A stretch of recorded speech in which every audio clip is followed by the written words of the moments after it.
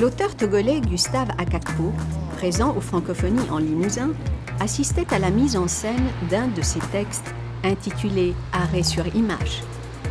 Je suis togolais et donc j'ai commencé à écrire du théâtre au Togo. J'ai grandi dans un pays sous dictature et dans les années 90, moi j'avais 16 ans et j'allais assister à une forme particulière de théâtre qui est le théâtre politique engagé. Et c'était le seul endroit d'espace de liberté. Et pour moi, le théâtre m'est apparu comme le lieu de la parole, de l'échange, de la liberté. C'est pour ça aussi que j'ai eu envie d'écrire du théâtre. Et par la suite, je ne comptais pas en faire un métier, j'ai plutôt fait des études de droit. Et il se trouve que j'ai eu, grâce à Monique Blin, qui avait fondé le Festival de Limoges et qui a ensuite organisé des ateliers d'écriture au Togo, j'ai pu bénéficier d'une bourse pour venir faire une résidence d'écriture à Limoges. Et donc c'était la première fois que je venais en France, en 2003. Et depuis lors, j'ai eu un texte créé ici, Catharsis. J'ai eu d'autres pièces qui ont été présentées au Festival de Limoges, mais ailleurs aussi.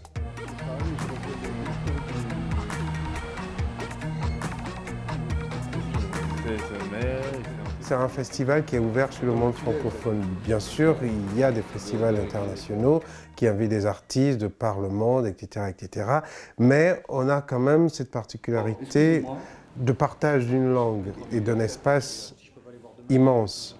C'est une vitrine, mais il me semble que c'est très important aussi la rencontre. Et pas seulement la rencontre de ceux que je connais déjà, mais qu'il y ait la possibilité que je rencontre encore de nouvelles personnes.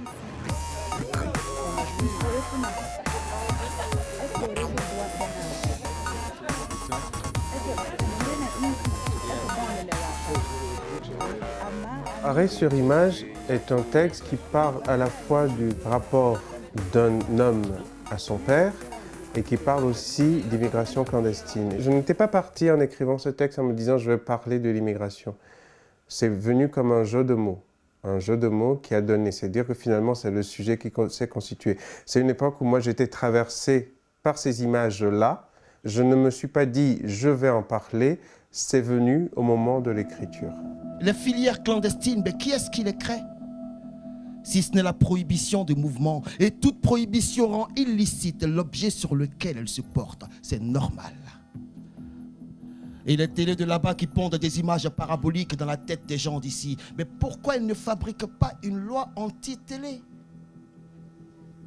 Écoute-moi bien, papa. Si tu prends le temps de m'écouter, je suis sûr que tu me comprendras.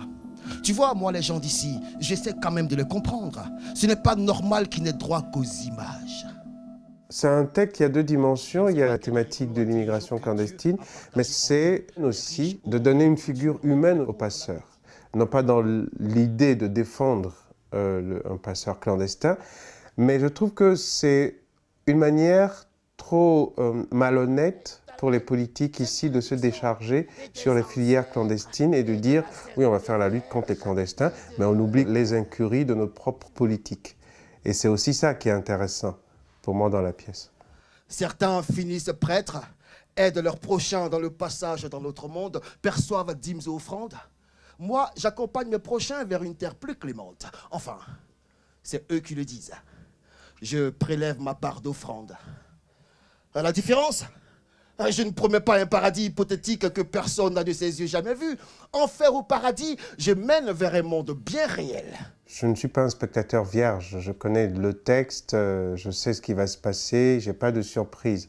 En revanche, il arrive que des spectacles sur mes textes m'emportent. Et là, c'est des moments où je me dis « Ah, le metteur en scène a trouvé sa façon de prendre le texte et de me raconter, à moi, qui ne suis pas vierge, une histoire. » C'est vrai, je leur ai récité la leçon d'usage réservée à mes clients les plus sympathiques. Retenir sa faim, manger en soupesant chaque miette, penser à faire des provisions pour la route où c'est chacun pour soi.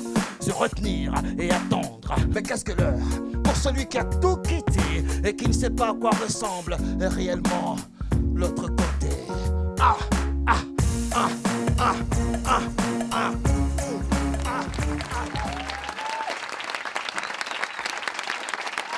Ils me sont super en forme, ça va. Hein. On avait un chouette public qui répondait, qui était vachement présent et qui m'apportait aussi voilà, ces trucs. C'était un véritable échange. Quoi. Qu'est-ce que j'ai pensé du spectacle?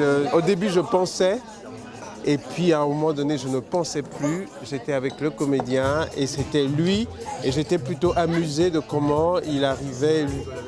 C'est devenu son texte. Et à partir de ce moment-là, je ne pensais plus et j'ai pu apprécier.